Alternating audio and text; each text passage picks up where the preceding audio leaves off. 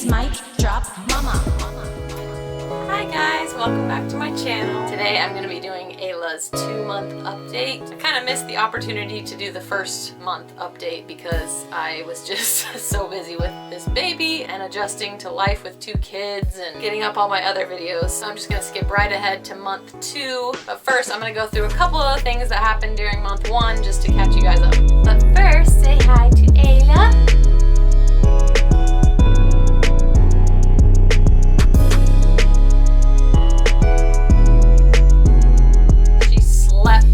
Pretty much all the time during the first 2 weeks, and then after that she kind of started opening her eyes more and realizing that she's alive and kind of being a little more interactive. Her umbilical cord fell off just like a couple days after we got home from the hospital, and I was really surprised because I thought it would stay on longer than that, but I think part of the reason is because it kind of got stuck to her diaper, and then when I changed her diaper it kind of pulled on it a little bit and pulled it off. It looked like it was healed and everything was fine, but then something happened with it, which I will tell you when I get to month 2. And then the last thing I wrote down for month 1 is that she had a lot of baby acne, and she still has some, but most of the marks on her face are from her scratching herself, which I feel bad about, but I just haven't cut her nails yet. You moms know how that goes. But yeah, I got this electric nail filer thing that I'm gonna use. Just have to get batteries for it. Alright, so now for month 2. This month has been a lot more exciting than month 1 was. I mean, month 1 was exciting because we have a new baby in the house. But yeah, for month 2, she's way more interactive, and my most favoriteest thing that's happened this month is that she's smiling at us. She'll give like the biggest, cutest smiles. Yeah, it's my favorite thing. In between when she's sleeping, she's a lot more awake. She basically always wants someone interacting with her when she's awake. She doesn't really like being set down at all. As I say that, she's whining for me to pick her back up. So yeah, we introduced her to a pacifier during the first month because we noticed that that is how she was. She like never wanted to be set down even for a second, but if you gave her the pacifier it would at least give you a couple minutes to get something done. But yeah, most of the time I am holding her pretty much all day, every day. I use a little carrier, so I carry her on my front whenever I'm trying to do things with my hands, and then if I'm not doing that, I'm basically just sitting in a chair holding her or walking around the house bouncing her or something along those lines, but always wants to be held. It's okay. Yeah, she does not like that I just laid her down next to me. Why aren't you holding me? Yeah, I'm telling them how you always want me to hold you. She pretty much eats on demand. I don't really have like a feeding schedule like I did with my son. With my son, I was trying to get him sleep trained, so I kept him strictly on a 3-hour feeding schedule, but with her I'm kind of just way more chill about everything and not really sleep training her or worrying about a feeding schedule or anything like that. I just pretty much feed her when she wants to be fed, which is usually a full feed about every 2 to 3 hours, but she whines often for snacks here and there, so yeah, pretty much just feed her whenever, wherever. So about her belly button, after it seemed like it was healed and the umbilical cord had fallen off and everything, I noticed one day that there was like a little fresh skin bump on it, and it looked like the umbilical cord had like popped out a little bit and it hadn't healed all the way after all, like I thought it had. So then I called the doctor and they said it was a granuloma, which is basically just like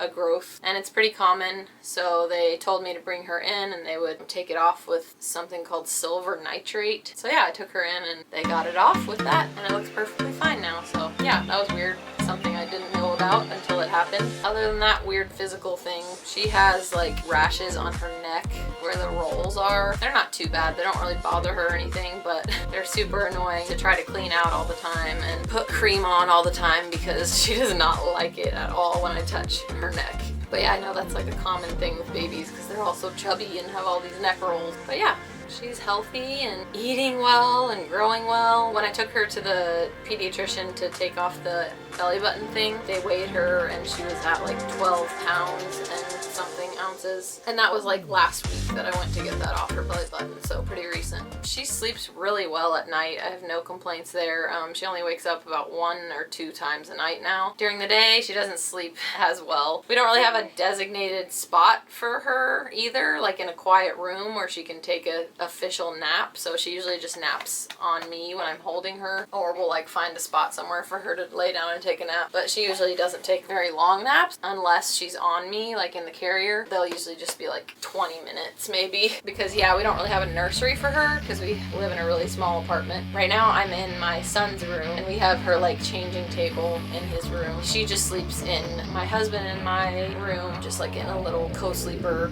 thing. But yeah, our room is also our workspace area, so it has like all the computers and stuff in there. So she can't really nap in there in the daytime, so usually she just naps on me, or I'll lay her down like in the living room somewhere. But my son is also really loud, so she wakes up a lot when he's just playing and stuff, which is fine.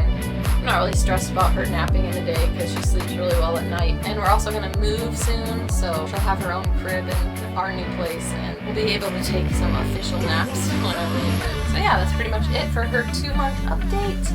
And now I'm going to talk a little bit about my postpartum update. Moms know that it's not just all about the baby. Moms go through a ton as well. So I'm just going to talk to you guys about that for a little bit. So I actually didn't tear during the births, which was amazing because I didn't have to get stitches and I recovered really quickly. The only sucky thing was that I bled for about 5 weeks afterwards. And also with breastfeeding, there's constantly milk leaking out and spraying out and going everywhere. So for the first month, I was like basically just padded everywhere.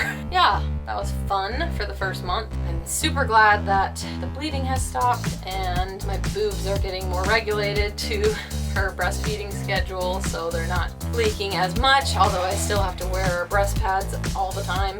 Other than that, after my first pregnancy, they told me at the doctor that I had diastasis recti. Still not sure how you say that, but that's where your ab muscles kind of separate. Apparently it got worse with this pregnancy, so the midwife / doctor told me that she recommended that I do physical therapy to kind of close that gap. She said it's like a 3-finger width between my ab muscles, and she said physical therapy could really help bring that closer together and also strengthen my pelvic floor. Yeah, fun stuff you don't really ever know about until you have a baby. Like I said, I'm constantly baby wearing. When I say all the time, I mean all the time. From when I get out of bed in the morning to when I go to sleep at night, I'm pretty much wearing her or holding her in some way, which is really exhausting, but it's my form of exercise right now. And I'm back to my pre-pregnancy weight, which is awesome. I also worked really hard during my pregnancy to not gain as much weight as I did in my first pregnancy, so that made it easier to get back to my pre-pregnancy weight pretty quickly. I was also not my ideal weight before I got pregnant, so I still want to lose a little bit of weight just to get to my comfortable weight, which is around 130 for me, 135-ish. Right now I'm 150. Just personally, I would like to lose a little more weight, but like I said, I have basically not been working out at all. I didn't work out very much during my pregnancy either, so I just need to get back into a routine of moving my body so that I can feel good and have lots of energy to take care of my 2 babies because they require a lot of energy. I'll leave a link in the description to all my mom raps, which are basically music that I make just for moms, and then I make videos to go with the songs. So if you want to check those out, they're pretty funny. The link is in the description below this video. And also, if you want to watch my pregnancy updates, I did all the pregnancy updates from week 16 to 39. I'll link those down there as well. And I'll also link my labor and delivery with baby Ayla if you guys are interested in watching that. Please hit the subscribe button and give this video a thumbs up if you liked it. I usually release videos every Monday. Sometimes it's Tuesday if things are crazy. But yeah, lots more content coming up. So make sure you subscribe, and I will see you guys in my next video.